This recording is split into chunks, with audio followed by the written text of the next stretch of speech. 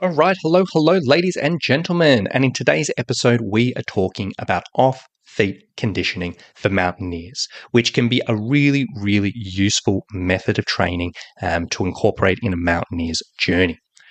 Now, in the world of training for mountaineering, mountaineers always need to do quite a bit of cardio. For the bulk of your training hours, if you're looking at the total number of hours you spend per week and per month, this is typically going to be your basic aerobic capacity work. Getting periods of low intensity, long duration cardio and progressing that over time. It's the bread and butter for mountaineers, and you should be doing that. On top of this, there are many other cardio options that a mountaineer probably wants to explore in their training at various times. There's elevation work, so doing stair or hill sessions or step sessions. There's interval work, sprint training in small doses, and a ton of other things. And when it comes to mountaineers, we want to be spending a lot of time developing our cardio. Obviously, on top of that, we want to do our strength and our recovery and all of that jazz, but cardio is always going to be a priority.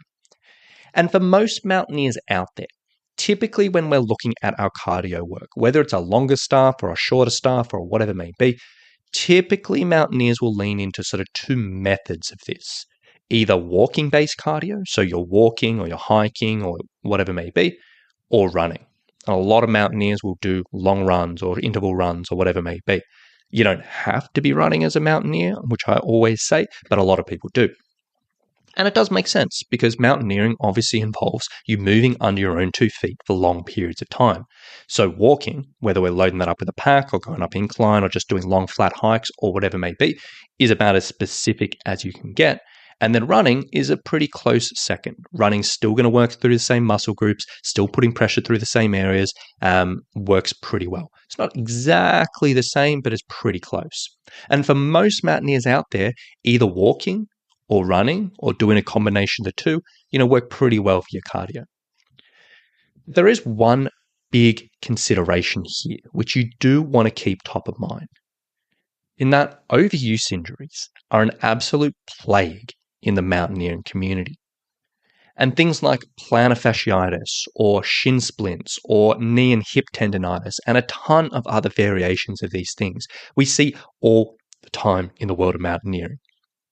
Now, overuse injuries are typically caused by, you guessed it, overuse, and just applying too much force of the same force to certain areas over and over and over, and just not giving it enough variation, not giving enough time and rest to recover, and just absolutely overloading that area.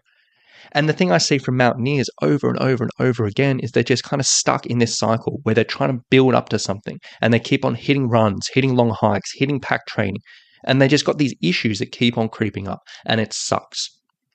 And this admittedly does make things very tricky in a lot of mountaineering journeys, because it will often become a balancing act.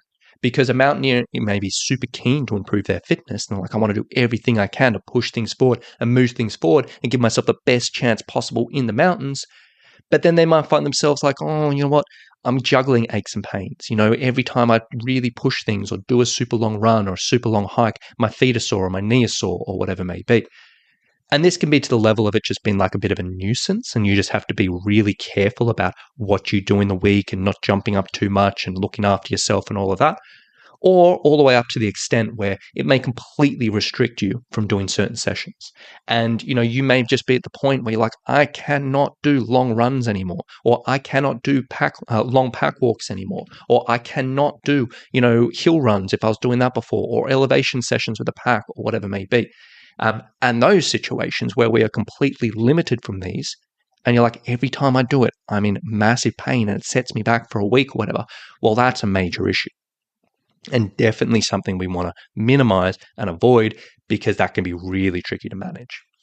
So ultimately, in any of these situations, this is kind of where the topic of today comes in, and this is where off-feet conditioning comes in. And this can be a really useful method of training to kind of help manage this.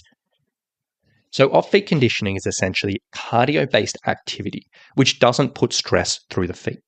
So something you can still do for long durations. Well, in this context, long durations, still get a cardiovascular response, but it doesn't have that pounding or that force that's going through the feet. So examples of this might be cycling, either hopping on a bike and cruising around outdoors, or on a stationary bike. The elliptical is another good example. The rower is another good example, or even swimming. Any of those options, we can still get a really nice cardiovascular response, but the feet aren't really taking a huge amount of pressure. There isn't a huge amount of impact, so like the knees are quite nice. The hips are sometimes a little bit happier with these things, or whatever it may be. And the idea behind this is we can use these options to develop relevant, I should say, qualities of our fitness in ways which give our body a break from walking and running. For example, if we want to develop aerobic fitness and aerobic capacity, which we know is so important for mountaineers, we can walk, we can hike, we can run. That all works very, very well. But we can also get similar benefits if we hop on a bike and go out and do a similar session. As long as we're doing long duration, low intensity, it's going to give us similar benefits. Not exactly the same, but similar. Or if we want to develop aerobic power, we could do running intervals where we're running intervals for 2 or 3 minutes at a time, really pushing the intensity. Or we could hop on a stationary cycle or hop on a rower and do the same interval structure and get similar results. That will still develop our aerobic capacity, aerobic power. That will still develop the relevant adaptations in the body to help with us in those intensities and give us the results we want, but in a way that's a little bit nicer on the joints.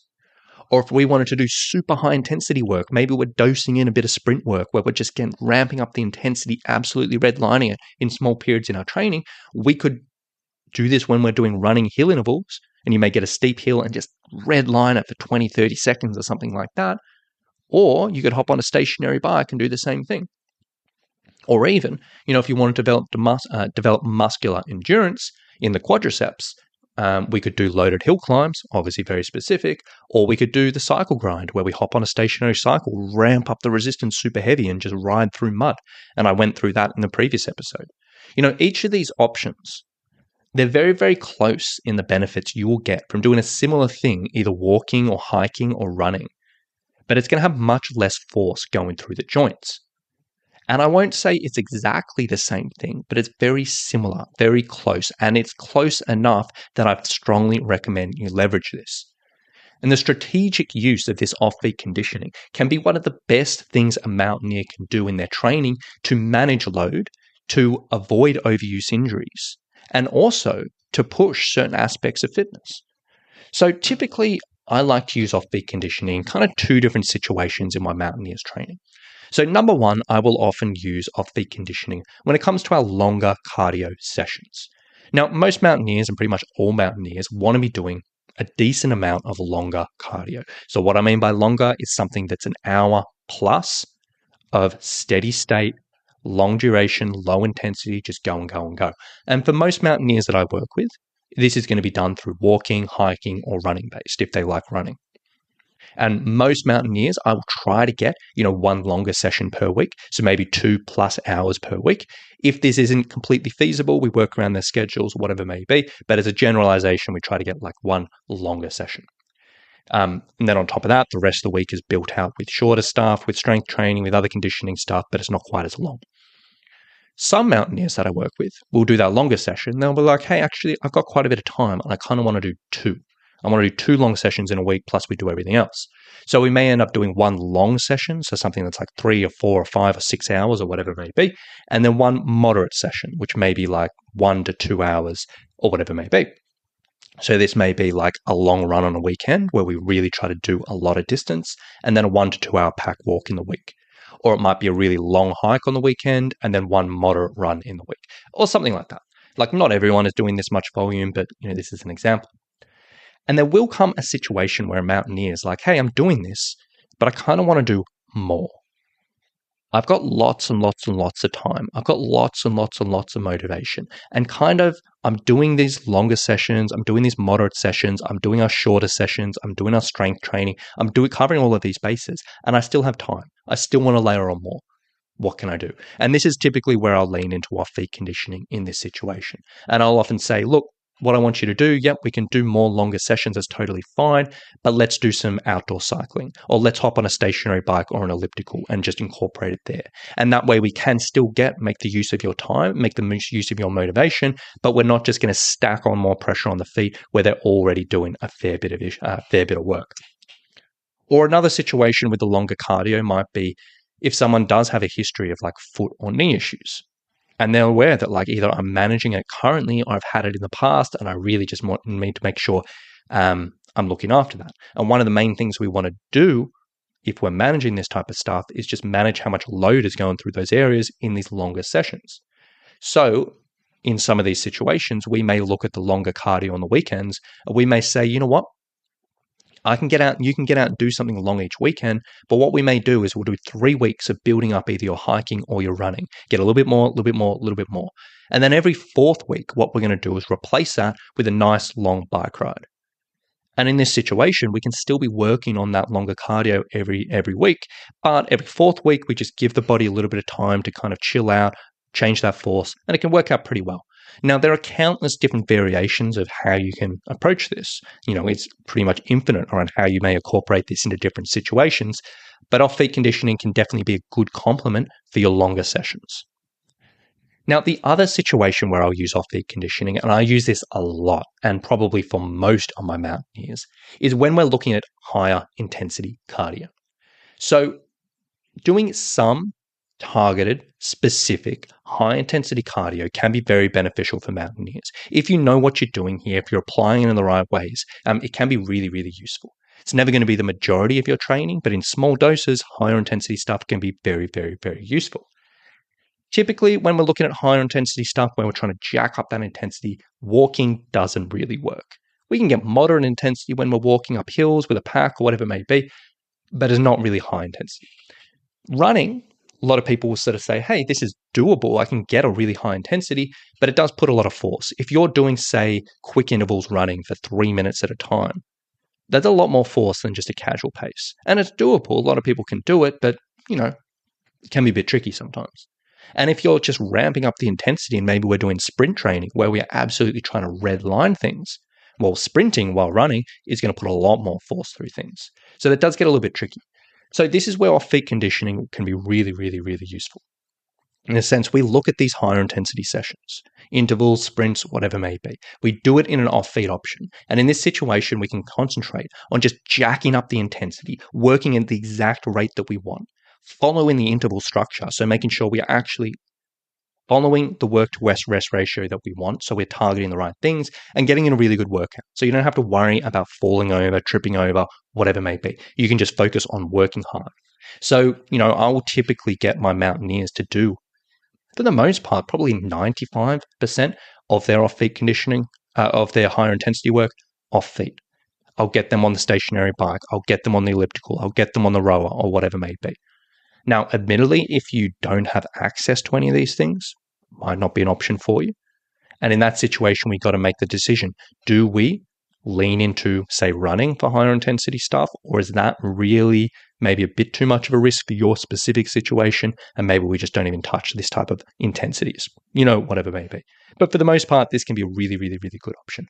So if you are a mountaineer looking at higher intensity stuff, this can be something I'd strongly recommend.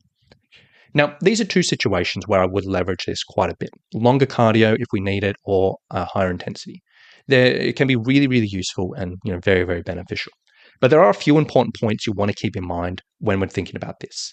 Number one, off-feet conditioning should complement your walking, your hiking, or your running, whatever you're doing, but it really shouldn't be the sole source of your cardio, because realistically, we still do need to condition those joints. We need to condition the feet. We need to condition the calves. We need to condition the knees, expose them to those specific forces they will be facing on the mountains, so it doesn't go from, okay, they've been happy just because I'm cycling, and then I get on the mountains, all of a sudden they're just not ready for it. It should complement what you're doing, and it should be used strategically, but it is not going to be your sole source. I have worked with mountaineers in the past who've done kind of 90% of their cardio off feet, who have a real history of stuff. But even in those situations, we still made sure we got strategic pack carries, we got strategic elevation work, and worked through it. Now, second important point is not all off-feet conditioning is created equal. Ideally, when we're looking at this type of stuff, we want to be making sure we're working similar muscle groups, because yes, we will still get results for our energy system development. but we want to be making sure we're working similar muscle groups. So for this reason, I quite like cycling, stationary cycles specifically, or outdoor cycles for longer rides. I like the elliptical. I like the rower. All of them can be pretty good. I occasionally use swimming. It's not really my first choice. I'll kind of use that sometimes if people have a history of swimming, they enjoy swimming, and we're really trying to manage their load. But things like, and then occasionally like the ski erg. I'm not a massive fan of that for mountaineers, but if it's accessible, we can use that. But things like battle ropes or those arm grinds, whatever it may be, they're not really what we want. That stuff's predominantly upper body based. It's not really going to give us what we want. And then number 3, if you are looking at this, don't feel guilty if you're using this. I've seen some weird comments online from mountaineers really disparaging off-feet options, saying that cycling isn't specific or whatever it may be. And in all honesty, that's fine. Like, not all training needs to be 100% specific. It's totally fine. If you see someone saying, you shouldn't be doing this, just ignore it. As long as you're not only using this as the sole source of your cardio, and as long as you're using these strategically, you know why you're using them, it's totally fine. But realistically, if you are a mountaineer who is either doing big volumes of training, if you have a history in some type of lower limb issues, or you're trying to really get the most out of your higher intensity work, I would strongly encourage you to lean into off-feet conditioning. It can be so useful. It can take a lot of the risk out of things going wrong. And it's something I use with a lot of my mountaineers. So with that being said, hopefully that sparks a few ideas from you, maybe sort of opens up a few potential options, and maybe can help a few mountaineers just get out of that cycle of discomfort and pain. So with that being said, last thing I will sort of say on this topic is, as I always say, if you were a mountaineer and was interested in getting a bit of help with your training, if you're interested in incorporating off-feet conditioning, getting the right balance between your cardio, your strength, everything else you're doing in your week, and you want a bit of help with that, I would love to chat with you. If you want to find out a little bit more about what we do at Summit Strength, you can go to summitstrength.com.au/mountaineer. Now, on that page, there's a video that talks through our online personal training for mountaineers, gives a bit of detail, and if it does sound like something you want to explore a little bit more, there's a link on that page where you can book a free call with our team. We can have a bit of a chat and see if and how we may be able to help you out. So with that being said, I'm going to wrap up here. Thank you so much for listening. Hope you've enjoyed it today, and we'll talk to you very soon. Bye.